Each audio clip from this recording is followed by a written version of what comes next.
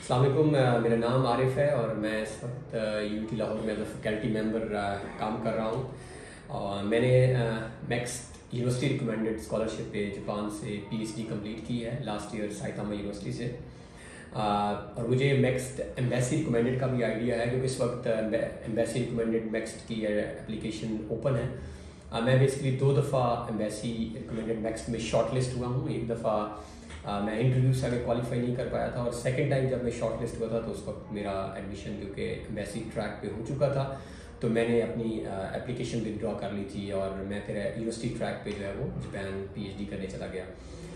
आज का जो हमारा सेशन है मैं क्विकली उन सवालों के जवाब दूंगा जो बहुत सारे लोगों के बड़े कॉमन से क्वेश्चन हैं और मुझे बहुत ज़्यादा मैसेजेस आ रहे हैं मैसेंजर में, व्हाट्सएप पे। इससे पहले मैं आपको बता दूं कि हमारा एक अपना चैनल है that the name is guide to world. उसके ऊपर एक नेक्स्ट का ट्रैक है जिसमें शायद 25 से 30 वीडियोस हैं जापान में। अदर देन नेक्स्ट स्कॉलरशिप कौन सी हैं, नेक्स्ट क्या है, नेक्स्ट के कौन से ट्रैक्स हैं, एप्लीकेशन फॉर्म कैसे फिल करना है, रिसर्च प्रपोजल कैसे लिखना है, तो तमाम गाइडलाइंस उस चैनल पे यूट्यूब चैनल पे गाइड टू वर्ल्ड के नाम से चैनल है, आप देखें जाके, वहाँ से आपको मिल सकती हैं। तो हम बढ़ते हैं आज के जो क्विक क्वेश्चन हैं जो नेक्स्ट एम्बेसी रिकमेंडेड से रिलेटेड है। एक तो मैक्स पे ज़रूर जाना चाहिए, इसका बहुत ज़्यादा स्टाइपेंड है। इस वक्त अगर आप तकरीबन बात करें तो पाकिस्तानी रुपयों में ये 3-3.5 लाख स्कॉलरशिप स्टाइपेंड है, टिकट्स फ्री हैं, हेल्थ इंश्योरेंस आपकी है। Japan is a very nice country of course, तो जाना चाहिए और बहुत सारे बेनिफिट्स हैं। अब क्विकली हम बात करते हैं। जो पहला सवाल मेरे पास आया है वो ये कितनी सीट्स हैं इस नेक्स्ट की एम्बेसी ट्रैक पे। अभी क्योंकि एम्बेसी ट्रैक ओपन है, एम्बेसी ट्रैक आप ये माइंड में रख लें कि ये होता है कि आप सारे डॉक्यूमेंट्स एम्बेसी को देते हैं, एम्बेसी स्क्रीनिंग करती है, उसके बाद वो शॉर्ट लिस्टेड कैंडिडेट्स को इंटरव्यू के लिए टेस्ट के लिए बुलाते हैं, टेस्ट के बाद इंटरव्यू होता है, उसके बाद आपको स्कॉलरशिप लेटर मिलता है। ये एक प्रोसेस है। तो यूजली जो है, जब मैंने 2 दफ़ा खुद भी मैं इसमें इन्वॉल्व रहा हूँ या मेरी बात भी होती रहती है, तो 10 से 12 या मैक्सिमम कह लें 15 सीट्स होती हैं मास्टर्स और पीएचडी की, और अंडर ग्रेड की 1 से 2 सीट होती है पाकिस्तान के लिए। जबकि यूनिवर्सिटी ट्रैक जिस पे हम बाद में बात करेंगे एक सेपरेट वीडियो में, उसमें बहुत ज़्यादा होती हैं। अब हम आ जाते हैं कि इसमें कौन कौन से डिसिप्लिन एलिजिबल हैं। तो almost every discipline is eligible. इसमें तमाम लोग, मैं एक ऐसे कैंडिडेट को भी जानता हूँ जो इंग्लिश लिटरेचर में जापान से नेक्स्ट एम्बेसी के थ्रू मास्टर्स करने गए थे, यानी इसका मतलब इंग्लिश लिटरेचर के लोग भी जाते हैं। तो इसमें तमाम डिसिप्लिन है, इंजीनियरिंग, नॉन इंजीनियरिंग, जितने भी हैं। नंबर 2 जो है, अब सवाल यहाँ पे ये है कि लोग पूछते हैं कि किस डिसिप्लिन की कितनी सीट्स हैं, तो इसके बारे में कुछ कहा नहीं जा सकता। यूजली वो ट्राई जरूर करते हैं कि वो मिक्स करें डिसिप्लिन को, यानी ऐसा नहीं हो सकता कि 10 सीट्स है तो 10 के 10 सिविल इंजीनियर्स को ले लें, तो वो मिक्स करते हैं। मैथमेटिक्स के लोग भी ले लेंगे, मेडिसिन के लोग भी ले लेंगे, इंजीनियरिंग साइड से भी ले लेंगे। अगला क्वेश्चन है कि क्या हमारे पास एक्सेप्टेंस लेटर रिक्वायर्ड है, तो नहीं। इस स्टेज पे, जैसे मैं पहले बता चुका हूँ कि ये नेक्स्ट एम्बेसी ट्रैक है, तो इस स्टेज पे you do not need any acceptance letter.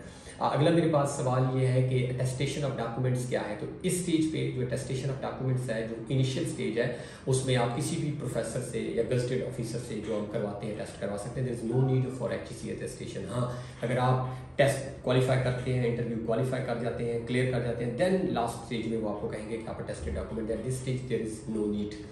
हमारे पास इसके बाद अगला सवाल जो है बड़ा इंपॉर्टेंट है, वो मार्क्स से रिलेटेड है। लोग बार बार पूछ रहे हैं कि नंबर कैसे कैलकुलेट करें, परसेंटेज, मेरे इतने नंबर हैं तो क्या मैं क्वालिफाइड हूँ। अच्छा, कुछ लोग इसको मिक्स कर रहे हैं। जो यूनिवर्सिटी रिकमेंडेड में जब अप्लाई करेंगे वहाँ एक डिफरेंट क्राइटेरिया होता है। अभी यहाँ पे वेरी सिंपल क्राइटेरिया है जिसमें मैं 2 दफ़ा ऑलरेडी खुद फॉर्म फिल करके और भेज चुका हूँ। सिंपल ये है कि आपके जितने मार्क्स आपने लिए हैं और जितने मार्क्स टोटल थे मल्टीप्लाई, जो परसेंटेज निकालते हैं, सिंपल परसेंटेज। मैंने 2 दफ़ा जब मैं शॉर्ट, तो मैंने यही लिखी और मैं शॉर्ट लिस्ट हुआ। हाँ, वो डिफरेंट है। वो जो 2.3 आउट ऑफ 3 जापान का क्राइटेरिया होता है यूनिवर्सिटी रिकमेंडेड के लिए, दैट इज़ डिफरेंट। तो यहाँ पे एक एचईसी का कैलकुलेटर भी है, वो वहाँ से भी लोग कैलकुलेट कर लेते हैं। तो इसमें एक बहुत ये बड़ी बात नहीं है, तो ये आप कर सकते हैं। इसके अलावा जो है वो लोग कह रहे हैं कि नोटराइज डॉक्यूमेंट्स की ज़रूरत है। नहीं, एज सच कोई किसी डॉक्यूमेंट्स की ज़रूरत नहीं है। हाँ, अब यहाँ पे बड़ा इंपॉर्टेंट क्वेश्चन है कि कितनी प्रोफाइल हैवी होनी चाहिए कि लोग वो आपको शॉर्टलिस्ट करें। मेरे पास डायरेक्ट तो कोई बात नहीं है जो मैं करूँ, लेकिन जैसे मैंने कहा है कि ये स्क्रीनिंग आपके डॉक्यूमेंट्स की पहले यहाँ पे होती है और आपका फेस भी सामने नहीं होता, तो ऑफकोर्स आपके डॉक्यूमेंट्स स्पीक करते हैं, बोल रहे होते हैं। तो उसमें the very important thing is your CGPA, आपकी पब्लिकेशन है, कोई कॉन्फ्रेंस अटेंड आपने की हुई हैं, और और आपके पास और कोई एक्सपीरियंस है, प्रोफेशनल एक्सपीरियंस, ये सारे मैटर करते हैं। CGPA बहुत मैटर करता है। मैं अपने केस में बताऊं तो आई एम गोल्ड मेडलिस्ट, तो मुझे लगता है कि ये भी मेरा शायद एक प्लस पॉइंट था जब मुझे उन्होंने 2 दफ़ा शॉर्ट लिस्ट किया है एम्बेसी ट्रैक पे। ये चीज़ें मैटर करती हैं, ज़रूर मैटर करती हैं।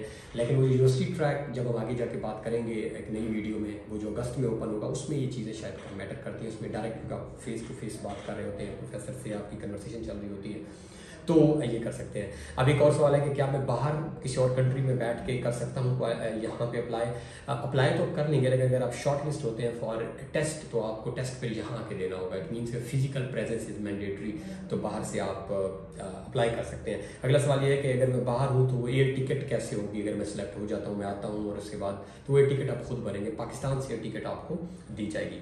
मैं आपको बाकी स्टाइपेंड के हवाले से जो है वो चीज़ें क्लियर कर चुका हूँ। इसके अलावा अगेन मेरे पास सवाल वही हैं ज़्यादातर। डिसिप्लिन मैंने मैथमेटिक्स किया हुआ है, मैंने ये किया हुआ है।